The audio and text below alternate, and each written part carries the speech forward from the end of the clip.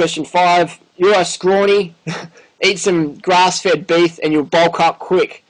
It's like, well, how come all my paleo friends who eat meat, they don't have much muscle and their fitness is pretty sub-average? Lovely people they are all the same, but their fitness is like, you know, minuscule. How come the people that eat animal products aren't just bulging with muscles as they walk down the street? That's alright, because you want to put muscle on, you've got to lift heavy weights. I'm a cyclist. I've got enough muscle for cycling and running marathons. In terms of going to the gym, you know, I'd maybe do that a few times a year. But if you want to see a good example of vegan bodybuilders, go to veganbodybuilding.com and you'll see some national level vegan bodybuilders on that website. That's a good one. I always find it, you know, funny when sedentary people tell me to eat some animal product to put on some muscle. But it's like, if you challenge them to even a bench press competition, I've challenged my friends to a bench press competition and I've beaten them. And I'm a freaking cyclist, a marathon runner, you know. It's like, we don't want to have too much upper body.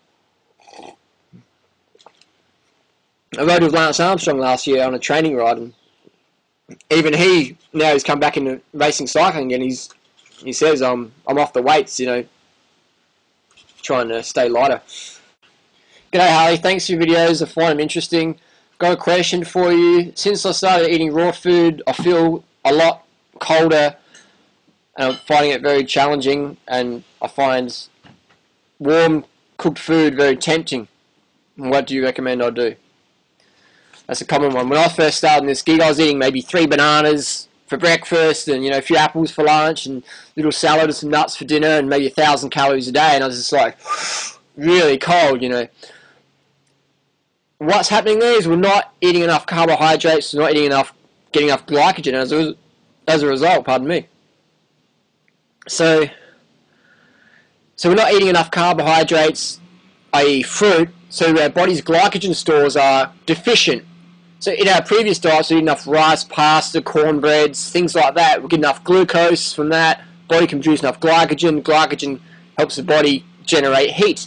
That's why when people fast, they get very cold. When people undereat carbohydrates, they get very cold. Anorexics, very cold. You know, when you go out in the bush and you run out of food, you get very cold. So raw food, you want to ensure you're getting enough carbohydrates from your favourite fruits, or you're going to always be tempted to cook foods, not to keep you warm, but just to give you enough glucose so your body can produce enough glycogen. It's nothing to do with warmth. You know, cooked food doesn't warm you up. If that was the case, you know, people eating cooked food would be like never having to use heaters, or be like sitting outside in the snow eating, you know, a bowl of, ordering Domino's, go, hey man, Domino's driver coming down to the park, we're sitting here in the snow naked, we just need some pizza to warm us up, thanks, see you soon. Doesn't happen. So get enough calories from your favourite sweet fruits if raw is your goal. If not, you get enough carbohydrates, whatever diet you're following. And drink enough water, because when you dehydrate yourself, your blood plasma drops, so your blood can't pump around to your extremities, you're going to feel the cold more. Drink enough water so every day you're urinating at least 10 times a day, clear. If it's yellow or straw, you need to drink more, and at least a few times a night you'll be getting up to go and have a wee if you're hydrated. This question, David Hestrian in California. Harley, please show us how much you eat on a typical day with water and food. Put it out on a format so people can understand it easily. Okay, let's go to the kitchen. Me, Harley, show us what you eat in a day. Make it really simple so people can understand what a crazy fruit bat vegan looks like when they're having dinner. And breakfast and lunch. Okay, so in the morning, always start the day with a litre of water. Doesn't matter what I'm eating for breakfast, if it's watermelon or whatever. Litre of water upon rising. Just drink it slow. Maybe I'll go out for a quick jog or whatever. But regardless, always have a big breakfast, a big calorie. Try and get 1,500 to 2,000 calories for breakfast. Here we have 15 large, you know, awesome bananas. This is how you should eat them. This is a minimum, nice and spotty, maximum sugar. We're going for maximum glucose, and the more glucose in the fruit, the more nutrition is going to be in there because it's at its fully ripe stage. All its constituent nutrients are fully ready to rock and roll. So that's breakfast. Then I'll have another litre of water. This has got some old Gatorade in there. So maybe I'll drink half of it and then add half to the smoothie. So again, another 15 banana smoothie. So it doesn't have 1,500 calories. So we've got 3,000 calories by lunchtime. And so I eat breakfast, maybe 6 a.m., 7 a.m., 8 a.m., early in the morning, and then lunch between 11 and 2 p.m. I don't wait till I'm starving, I just wait till I'm invited by fruit. Then dinner, I'll either have more fruit, so 7, 8 bananas, and I'll have a salad, so maybe a whole celery. Sometimes I don't have greens, but this is a typical when I'm having greens. Big bag of sunflower sprouts, big bowl of lettuce there, and make a little dressing with red bell pepper. That's a sweet bell pepper, or sweet capsicum if you're in Australia, and it's a ruby red fruit from my friend John. Thanks, John, for that. And a litre of water before dinner, typically. And make a bit, maybe throw a few dates in there in the dressing, make it a little bit sweeter as well, and put it in the salad. So that's it. That's like a typical day. Here we've got about 3,500, 4,000 calories. If I'm doing more exercise, or I've got a big race coming up, like a 24-hour race, I'll eat more.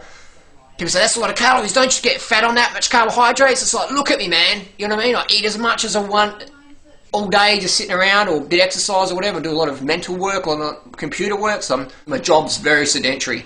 So that allows me good recovery for when I'm doing a bit of sport. So we recommend high-calorie diet, high-carbohydrate diet, a vegan diet.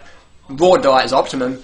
Low fat, get rid of the salt, get rid of the junk food, get as much sleep and water as you want, a lot of rest, and then just go like crazy when it's time to rock and roll.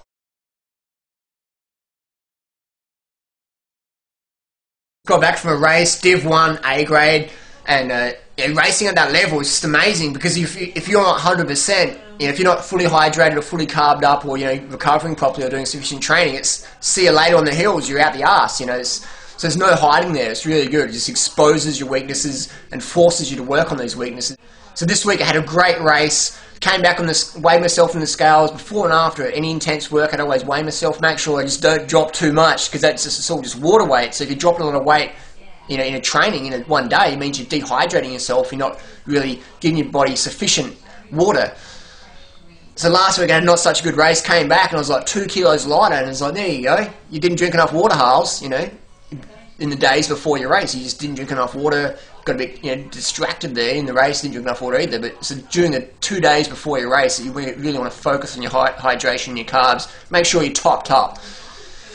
And people say, but I'm not racing Div 1, I'm not racing A grade, Harley, I don't need to eat that much, I don't need to drink that much. And it's like, don't you want to be super duper fit and never have to worry about your weight ever again in your life, and just have enough energy to keep up with your kids, or to do a marathon, or to race your bike, or to cycle around the world, or become a dancer, or gymnast, or bodybuilder, or whatever? Don't you want to have enough energy to do that? I mean, I do. I love to race my bike, I love to ride my bike, and I want to have that energy to do that, and I love to be able to give that energy into my sport, and also have energy in surplus that I can give to other people in my job, in my profession, in my community, my family, my partner. Have that energy, that lasting energy, emotional stability, where you're not freaking out, you're not like, going up and down like a roller coaster. Get your carbs, get your water, get your sleep, do your activity, get your sunshine, boom, it's all dialed in, and you just feel amazing. I feel high now. I used to do amphetamines and cocaine, and the high I've experienced and being healthy and fit just blows them all out of the water. Why? Because it's something you can not only obtain, but you can sustain it. There's no come downs, it's just like, you wake up next day and you're like, yeah man, it was a solid day yesterday, rather than just like burnt out, hangover, coming down, man. It's like, there's no come downs, you just go to sleep.